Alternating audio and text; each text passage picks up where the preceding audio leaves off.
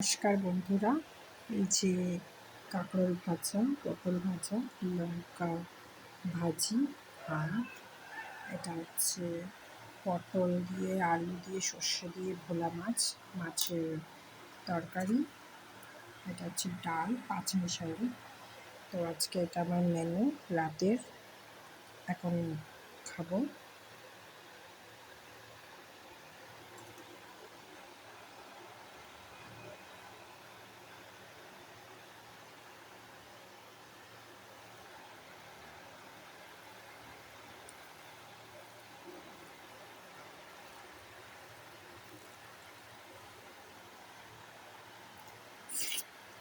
হুম হুম হুম হুম